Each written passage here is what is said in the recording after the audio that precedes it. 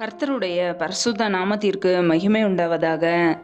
தேவன் அருளியப்ப மினிஸ்ட்ரி மூலமாக உங்களோடு தொடர்பு கொள்வதிலும் இந்த மகிழ்ச்சி அடைகிறோம். இன்றைக்கும் இந்த நாளிலும் தேவன் நமக்கு கொடுக்கிற வார்த்தை 91 சங்கீதம் 14 வசனம். அவன் என்னிடத்தில் வாஞ்சியா இருக்கிறபடியால் அவனை விடுவிப்பேன், என் நாமத்தை அவன் அறிந்திருக்கிறபடியால் அவனை உயர்ந்த அடைக்கலத்திலே வைப்பேன். ஹல்லேலூயா. கிறிஸ்துவுக்குள் பிரியமானவர்களே, கர்த்தருடைய வார்த்தை இப்படியாக கூறுகிறது, அவன் என்னிடத்தில் வாஞ்சியாய் இருக்கிறபடியால் அவனை விடுவிப்பேன் என்று, என் நாமத்தை அவன் அறிந்திருக்கிறபடியால் அவனை உயர்ந்த அடைக்கலத்திலே வைப்பேன் என்று. ஆம் பிரியமானவர்களே, நம்முடைய வாழ்க்கையிலே அநேக காரியங்களிலே விடுதலை தேவைப்படுகிறது. எல்லாருக்குமே விடுதலை தேவைப்படுகிறது. கடன் பிரச்சனையிலிருந்து விடுதலை, வியாதியிலிருந்து விடுதலை, நம்முடைய ஆத்துமாவிலே ஒரு விடுதலை, என்னென்ன காரியங்களிலே விடுதலை தேவைப்படுகிறது. நம்மை நாமே சற்று ஆராய்ந்து பார்ப்போம். எப்பொழுது நமக்கு அந்த விடுதலை கிடைக்கும்?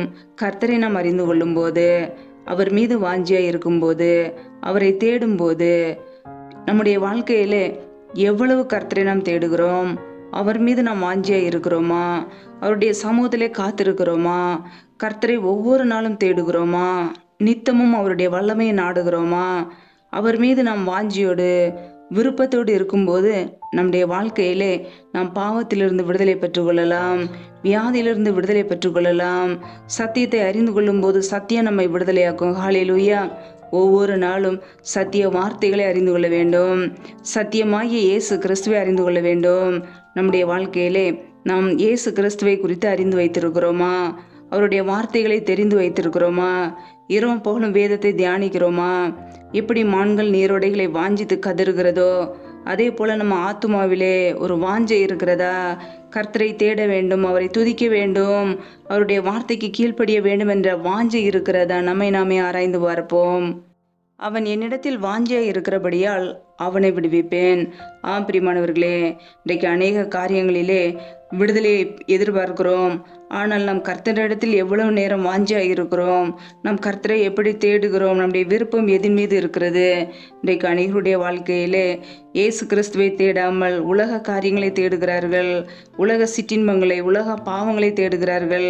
விருப்பம் எல்லாம் பாவத்தின் மீதும் உலக இச்சைகளின் மீதும் இருக்கிறது. பணாசையாக இருக்கிறது. பணத்தை சம்பாதிக்க வேண்டும் என்று ஓடுகிறார்கள். ஆனால் கர்த்தருக்காக நேரத்தை செலவிடுகிறோமா? தேவ சமூகத்தில் எவ்வளவு நேரம் காத்திருக்கிறோம்? அவருடைய வார்த்தைகளை தியானிக்கிறோமா? கர்த்தருக்காக நாம் எவ்வளவு நேரம் ஒதுக்குகிறோம்? நம்மை நாமே ஆராய்ந்து பார்ப்போம். எவ்வளவு ஆதாயப்படுத்தினாலும், இந்த உலகம் முழுவதையும் ஆதாயப்படுத்தினாலும், தன் ஜீவனை நஷ்டப்படுத்தினால் ஒன்றும் லாபமில்லை என்று வேதம் சொல்கிறது. ஆம் பிரியமானவர்களே, நாம் பரலோகத்திலே பொக்கிஷத்தை சேர்த்து வைக்க அழைக்கப்பட்டு இருக்கிறோம். ஆனால் இந்த பூமியிலே பொக்கிஷத்தை சேர்த்து வைத்து கொண்டு இருக்கிறோம். ஒவ்வொரு நாளும் நம்முடைய வாழ்க்கையிலே உள்ள தேவைகளை கர்த்தர் சந்திப்பார். ஆனால் நம்முடைய வாஞ்சை கர்த்தர் மீது இருக்க வேண்டும், அவருடைய வார்த்தைகள் மீது இருக்க வேண்டும். இரவும் பகலும் வார்த்தைகளை தியானிக்க வேண்டும், அந்த வார்த்தைகளுக்கு கீழ்ப்படிந்து வாழ வேண்டும். இன்றைக்கு அநேகருடைய விருப்பம் செல்போனிலே தேவையில்லாத காரியங்களை பார்ப்பது, டிவியிலே சீரியல் பார்ப்பது. இப்படிப்பட்ட பாவத்தில் அடிமையாக இருந்தால் எப்படி விடுதலை வரும்? எப்படி நாம் விடுதலை பெற்றுக்கொள்ள முடியும்? இயேசு கிறிஸ்து மீது வாஞ்சியாக இருந்தால் மாத்திரமே நமக்கு விடுதலை, நமக்கு ரட்சிப்பு. ஹல்லேலூயா. வேதம் சொல்லுகிறது, 1 பேதுரு 2:3 நீங்கள் வளரும்படி புதிதாய் பிறந்த குழந்தைகளைப் போல திருவசனமாகிய களங்கமில்லாத ஞான பாலின் மேல் வாஞ்சியாயிருங்கள் என்று. ஆம் பிரியமானவர்களே, களங்கமில்லாத ஞான பாலின் மேல் நாம் வாஞ்சியாயிருக்க வேண்டுமாம். நம்முடைய வாழ்க்கையிலே ஆவிக்குரிய வாழ்க்கையிலே வளர வேண்டும், பல கிருபைகளை பெற வேண்டும் என்றால் தேவ சமூகத்திலே காத்திருக்க வேண்டும், அவருடைய வார்த்தைகள் மீது வாஞ்சியோடு இருக்க வேண்டும். ஞான பாலை பருகும்போது ஒவ்வொரு நாளும் நம்முடைய வாழ்க்கையிலே ஞானத்தை பெற்றுக்கொள்ள முடியும்.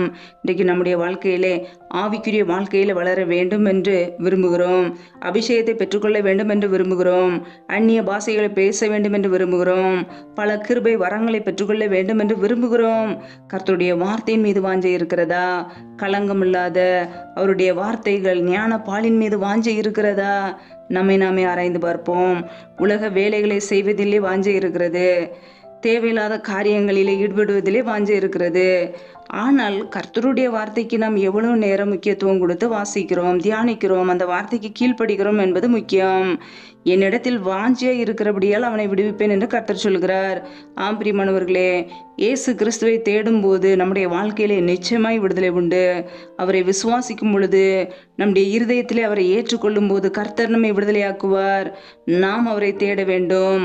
ஆலயத்தில் போய் அவரை தேட வேண்டும். அவருடைய சமூகத்திலே காத்திருந்து அவரை தேட வேண்டும். அவரை துதிக்க வேண்டும். கர்த்தர் நம்முடைய குடும்பத்துக்கு நிச்சயமாய் விடுதலை கொடுப்பார். ஹல்லேலூயா. ஒருவேளை நம்முடைய வாழ்க்கையிலே பல காரியங்களிலே விடுதலை தேவைப்படலாம். அல்லது பிள்ளையுடைய ரட்சிப்பை குறித்து நாம் ஜெபித்து கொண்டு இருக்கலாம். குடும்பத்தில் யாராவது ரட்சிக்கப்படாமல் இருக்கலாம்.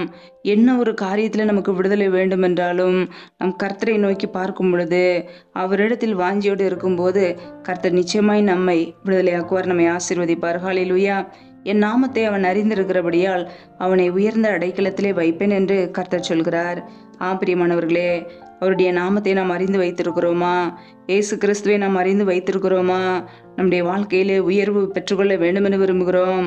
உயர்ந்த பாதுகாப்பை கர்த்தர் நமக்கு கொடுக்க அவர் வல்லமையுள்ளவராய் இருக்கிறார். அதற்கு தகுதியுள்ளவர்களை நாம் இருக்கிறோமா? நம்மை நாமே சற்று ஆராய்ந்து பார்ப்போம். வெளிப்படுத்தல் 19ஆம் அதிகாரம் 13ஆம் வசனத்திலே, இரத்தத்தில் தோய்க்கப்பட்ட வஸ்திரத்தை தரித்திருந்தார், அவருடைய நாமம் தேவனுடைய வார்த்தை என்பதே என்று வசனம் சொல்கிறது. பிரியமானவர்களே, அவருடைய நாமம் என்ன? தேவனுடைய வார்த்தை.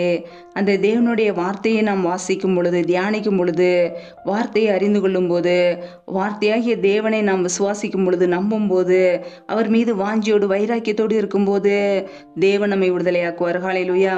ஒருவேளை இன்றைக்கு உங்களுடைய வாழ்க்கையிலே என்னென்ன காரியங்களிலே விடுதலை தேவை? ஒருவேளை கடன் பிரச்சனையிலே நீங்கள் கஷ்டப்படலாம், அல்லது வியாதி என்கிற உபத்திரத்திலே கஷ்டப்படலாம். உங்களுக்கு விடுதலை வேண்டுமென்றால், சுகம் வேண்டுமென்றால், தேவனை நீங்கள் நேசிக்கும் பொழுது, அவரை தேடும் பொழுது, அவர் மீது விருப்பமாய் இருக்கும்போது உங்களை விடுதலையாக்குவார். உலக பாவங்களை, உலக சிற்றின்பங்களை, உலக காரியங்களை வெறுத்து விடுங்கள். கர்த்தரை நோக்கி பாருங்கள். அவர் உங்களை விடுதலையாக்குவார். அவர் மீது வாஞ்சியோடு இருங்கள். உலக காரியங்கள் மீது விருப்பத்தோடு நாம் இருக்க வேண்டாம். உலக சிற்றின்பங்கள் எல்லாம் அழிந்து போகும். உலக இச்சைகள் ஒரு நாள் அழிந்து போகும். ஆனால் தேவ சித்தத்தின்படி செய்கிறவர்களை என்றென்றைக்கும் நிலைத்திருப்பார்கள். அதை அறிந்து கொள்வோம். ஒவ்வொரு நாளும் அவருடைய வார்த்தையின் மீது வாஞ்சியோடு இருப்போம். களங்கமில்லாத ஞான பாலின் மீது வாஞ்சியோடு இருப்போம். கர்த்தரை தேடுவோம், அவரை துதிப்போம், அவருடைய நாமத்தை உயர்த்துவோம், வார்த்தைக்கு முக்கியத்துவம் கொடுப்போம். ஹல்லேலூயா. கர்த்தருடைய வார்த்தை ஜீவன் உள்ளது. அந்த ஜீவன் நமக்குள்ளே வரும். ஹல்லேலூயா. நம்முடைய வாழ்க்கையை பிரகாசிக்க செய்யும். பிரியமானவர்களே, கர்த்தரை தேடுவோம், அவர் மீது வாஞ்சியோடு இருப்போம், நம்முடைய வாழ்க்கையிலே விடுதலை பெற்றுக்கொள்வோம். சத்தியத்தை அறிவீர்கள், சத்தியம் உங்களை விடுதலையாக்கும். ஹல்லேலூயா. கர்த்தர் தாமே இந்த வார்த்தையின்படி உங்களை ஆசீர்வதிப்பாராக. ஆமேன். நம்மை நாமே அவருடைய சமூகத்திலே தாழ்த்தி அர்ப்பணித்து ஜெபிப்போம். ஜெபம். எங்களை அதிகமாய் நேசிக்கிற எங்கள் அன்பின் பரலோக தகப்பனே, மை துதிக்கிறோம், ஸ்தோத்திரிக்கிறோம் அப்பா. இந்த நாளிலும் கூட நம்முடைய வார்த்தைகளோடு எங்களோடு பேசினீரே, அதற்காக உமக்கு ஸ்தோத்திரம். ஒவ்வொரு நாளும் கண்ணின்மணி போல எங்களை பாதுகாத்து கிருபையோடு எங்களை ஜீவனோடு வைத்திருக்கிறீரே, உமக்கு நன்றி நன்றி நன்றி. நல்லவரே மை துதிக்கிறோம் அப்பா. வல்லவரே மை துதிக்கிறோம். பரிசுத்தமுள்ளவரே மை துதிக்கிறோம். நேற்று மீண்டும் என்று மாறாத எங்கள் அன்பு நேசரே மை துதிக்கிறோம், ஸ்தோத்தரிக்கிறோம் அப்பா. இப்பொழுது இணைந்திருக்கிற ஒவ்வொரு குடும்பங்களையும் உடைய கரங்களிலே அர்ப்பணிக்கிறோம். என் தேவன் தாமே பிள்ளைகளை ஆசீர்வதிப்பீராக.